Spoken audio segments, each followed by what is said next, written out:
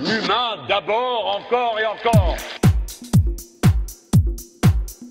Contrairement à 2002, il n'y a pas pour l'instant le risque d'avoir le Front National et la droite au deuxième tour. Les sondages montrent qu'un candidat de gauche pourrait être présent au deuxième tour. Raison de plus au premier d'affirmer le fond, d'affirmer les convictions et de créer finalement un rapport de force à l'intérieur de la gauche qui a quand même manqué ces 20, ces 30 dernières années. Ces élections législatives, nous les abordons avec détermination, avec confiance et avec ambition. Détermination pourquoi? Parce que nous considérons que nous sommes dans un département où le front de gauche peut créer une belle surprise au premier tour de la présidentielle et qu'ensuite, si nous voulons, comme nous le disons, avoir un groupe de députés important au Parlement, cela passe par la conquête et la reconquête de sièges dans ce département. Peut-être plus qu'ailleurs, nous avons une responsabilité collective pour que nous puissions, aux élections législatives, non seulement jouer un rôle majeur au premier tour, mais nous visons la conquête de sièges de députés au deuxième. Non pas simplement pour nos candidats, pour le Front de gauche, pour nos partis respectifs, mais parce que le département en a besoin, et surtout que le pays aura besoin d'une force politique déterminée, qui souhaite rompre avec ce que l'on a pu connaître, et qui s'engage notamment au niveau européen sur une autre voie que celle qui a été tracée depuis maintenant 25 ans. Et nous avons à notre disposition deux candidatures, l'une dans la 4e avec Édouard Chollet, l'autre sur la 5e avec Jean-Michel Suau, qui sont des candidatures d'espoir, des candidatures solides et des candidatures qui portent une haute ambition pour le peuple dans ce département. Et c'est ce qui personnellement m'a conduit à dire que ces deux candidatures étaient sans doute les plus utiles, les plus efficaces pour faire évoluer la donne politique dans le département et dans le pays. Aujourd'hui, il me semble que compte tenu de l'enjeu, fou sous la grêle qui ferait le délicat. Et aujourd'hui, il n'est pas question de regarder son petit ego, sa petite chapelle, sa petite histoire, sa petite personne. L'intérêt est de regarder l'intérêt général. L'essentiel est là. Et il me semble que ces deux candidatures vont dans ce sens. Je crois que leur travail au Conseil général, à la mairie pour l'un, dans les associations et les organisations différentes pour l'autre, ont montré qu'ils étaient de taille à assumer ces responsabilités. C'est important, c'est important. Et donc, je souhaite vraiment que nous puissions créer les conditions d'un vaste mouvement. En tout cas, c'est ce à quoi, avec les élus avec qui je travaille depuis de nombreuses années, nous allons faire ce travail de conviction, de discussion et de rassemblement. Je suis heureux aujourd'hui de venir ici pour vous dire que j'ai des impatiences de printemps. Ce n'est pas simplement le froid qui me fait les avoir. C'est cette souffrance sociale que je ressens avec ce froid parmi le peuple de cette 4e circonscription, qui a du mal à se chauffer, qui a du mal à manger, qui dort pas forcément au chaud, qui n'a pas de boulot, pour beaucoup de jeunes. Impatience de printemps aussi parce que il y a une angoisse environnementale. Et vous le savez, je suis de ceux qui ne veulent pas que nos enfants nous accusent de leur laisser en héritage l'injustice et une planète insupportable à vivre pour l'espèce humaine. Voilà quel est le combat que j'entends engager à l'occasion de ces élections législatives. Je vais le faire non pas contre un homme, mais contre une politique. Il y a en effet dans cette 4e circonscription, qui fut celle de Roger Roucotte, d'Adrien Avat, de Gilbert Millet, de Patrick Malavieille. Il y a dans cette circonscription une grande diversité à partir de laquelle on peut examiner la politique nationale quant à l'action du député qui a été menée et qui pourrait, si je suis élu, y être menée. L'expérience de conseiller général de maire m'amène aujourd'hui à vouloir poser des questions, à vouloir des lois, à vouloir une autre politique nationale, sans laquelle mon travail de maire, mon travail de conseiller général, je ne dis pas est insignifiant, mais est balayé par ce grand ensemble national et je dirais même européen. Il n'y a pas de politique locale qui ne dépende aussi de ce cadre national.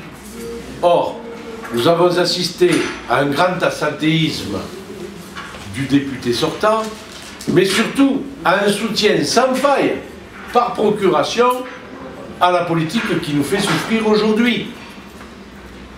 Une politique d'ailleurs qui ouvre l'esprit à certains, et y compris du député sortant, chacun a pu voir, qui se réclamait de moins en moins de l'UMP, parce qu'il ne veut pas être comptable de cette politique, et de plus en plus de ses racines sévenales.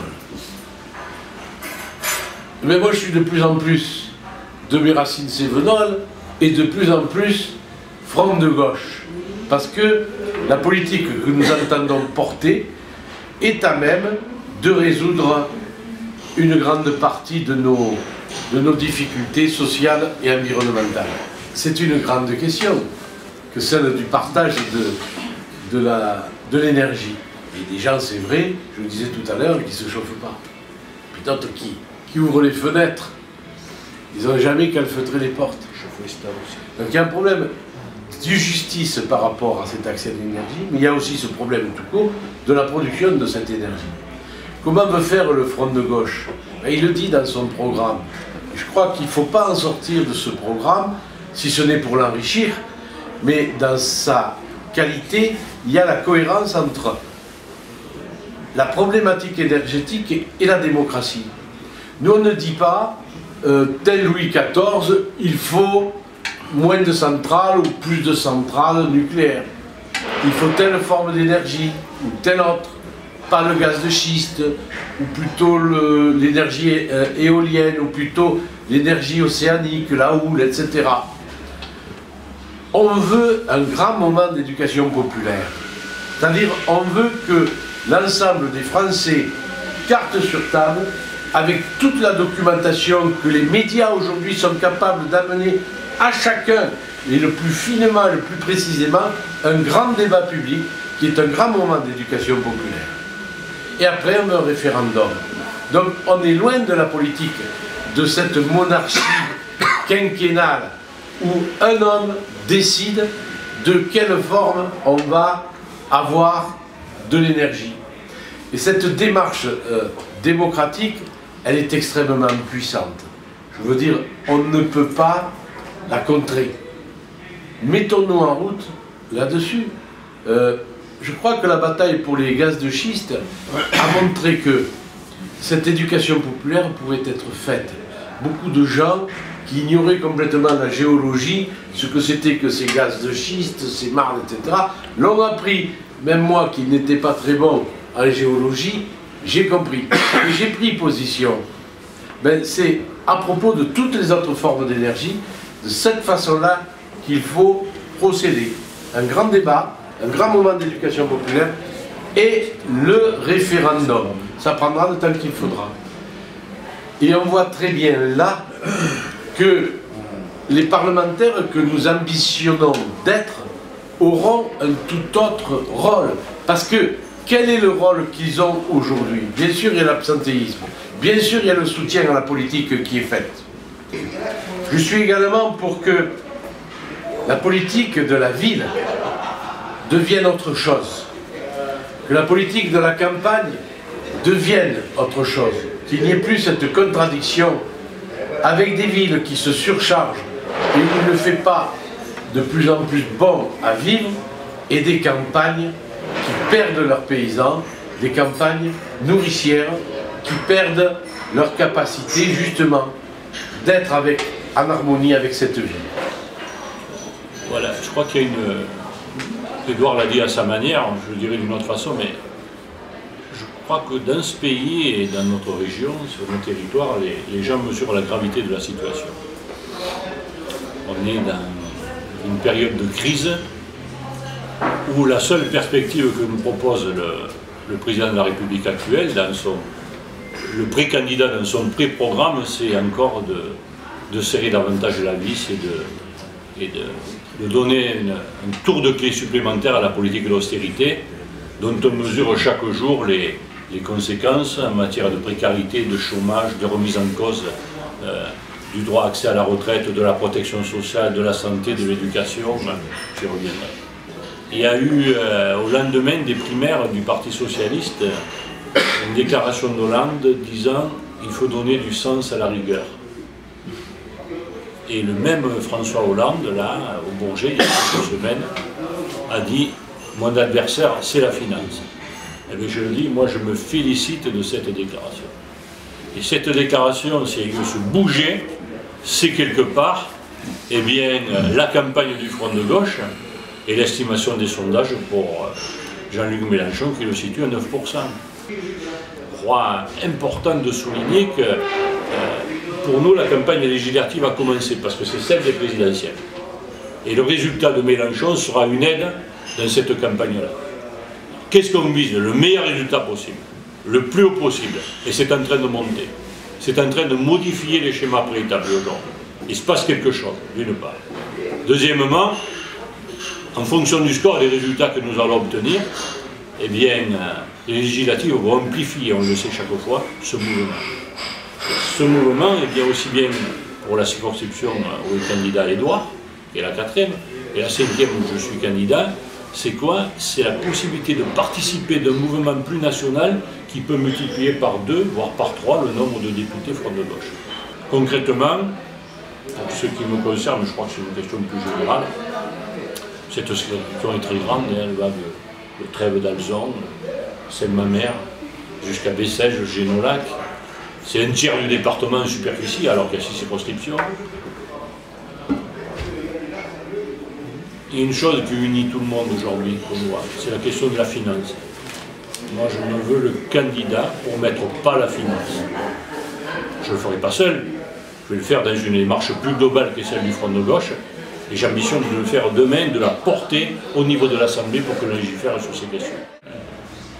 D'autres sujets, nombreux seront dans la campagne, je pense, la planification écologique, qui est un thème que porte Jean-Luc Mélenchon, sera aussi au cœur de cette campagne. Alors, les problématiques environnementales, moi déjà, chef de mon canton, mais ces territoires seront aussi très concernés.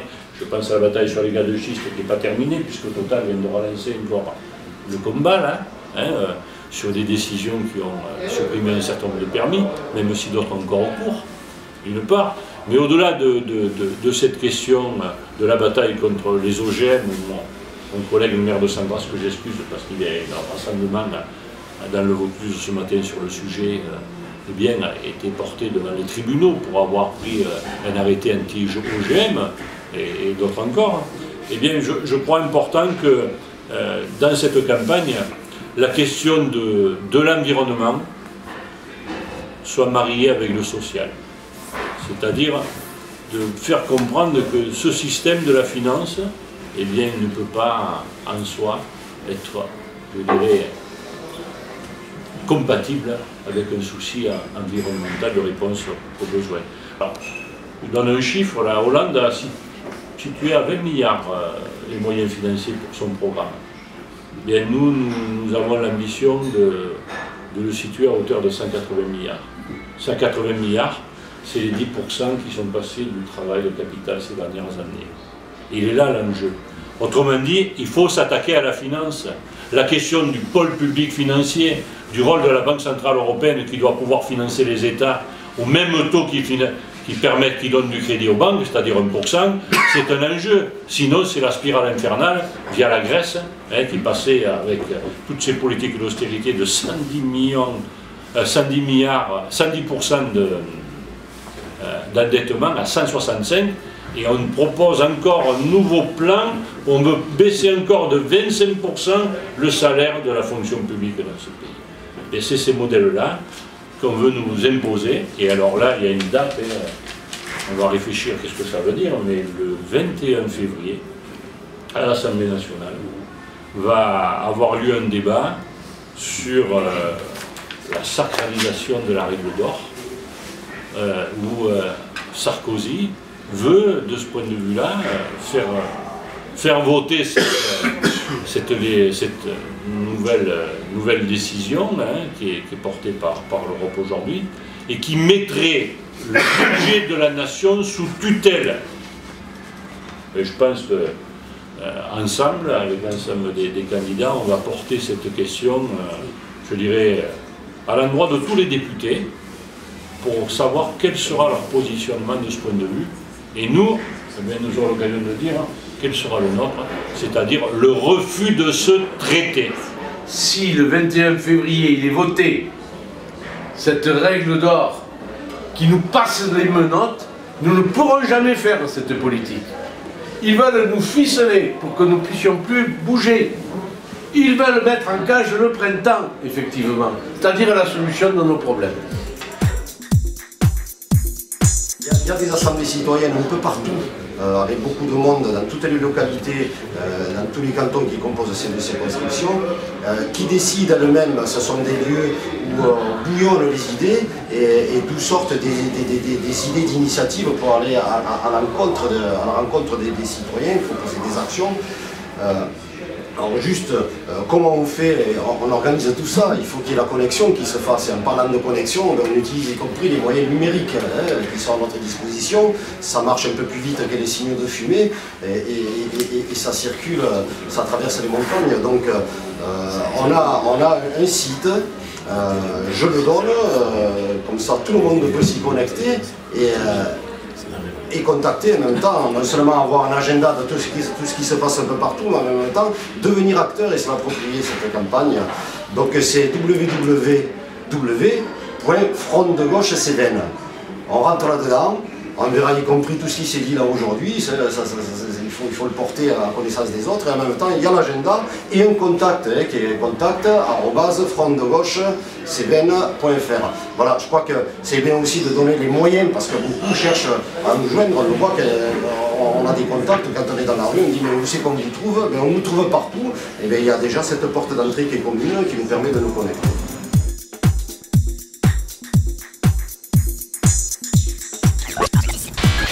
L'humain d'abord, encore et encore.